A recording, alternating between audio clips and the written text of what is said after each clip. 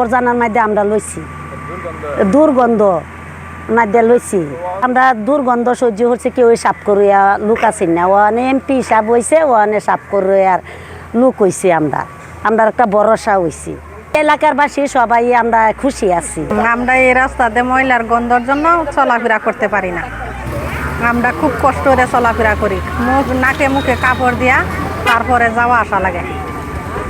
আজকে পরিষ্কার করে দেওয়ার পর আমরা অনেক খুশি। এমপি মহোদয়কে ধন্যবাদ।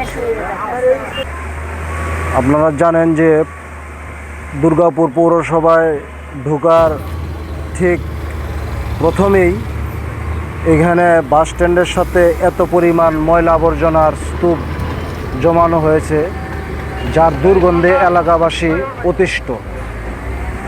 সুতরাং এই দুর্ভোগ থেকে আমরা যেন মুক্তি পাই, সেই জন্য আমাদের মাননীয় ডেপুটি স্পিকার জনাব ব্যারিস্টার কায়সার কামাল মহোদয় জরুরি ভিত্তিতে বার্তা প্রেরণ করেছে যে এই ময়লা নিরসন করার জন্য সবার আগে এটাই ভাবতে হবে, এই শহর আমাদের, এই শহর রক্ষা করার দায়িত্ব আমাদের। সুতরাং আমরা সেই মোতাবেক আশা করছি এইখানে ময়লা সরিয়ে সুন্দর সুব্যবস্থা করা হবে, এলাকাবাসী ভালোভাবে বসবাস করতে পারবে। ধন্যবাদ। আমাদের দুর্গাপুর ও কলমাকান্দার কোনো মানুষের নেতা, আমাদের মানবিক নেতা, পাহাড় সমতলার বাটি বাংলার প্রিয় মুখ, আমাদের মাননীয় ডেপুটি স্পিকার। আপনারা জানেন তিনি ইতিমধ্যে জনকল্যাণমূলক অনেক কাজ করে যাচ্ছেন। ওনার এই দুর্গাপুর পৌরসভার ভিতরে ঢুকতেই প্রথমে এই ময়লার যে স্তূপটি রয়েছে তা একটি সংবাদ মাধ্যমে উনি দেখতে পান। দেখার সাথে সাথে উনি আমাদেরকে নির্দেশ দেন এই জায়গাটি পরিষ্কার পরিচ্ছন্ন করার জন্য।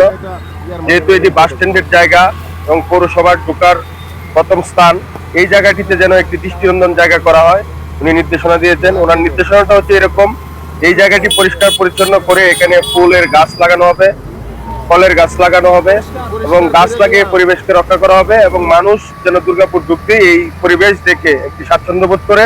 ওনার এই নির্দেশের কারণে আজকে আমরা এখানে এসেছি এবং এটি পরিষ্কার পরিচ্ছন্ন করছি। ধন্যবাদ।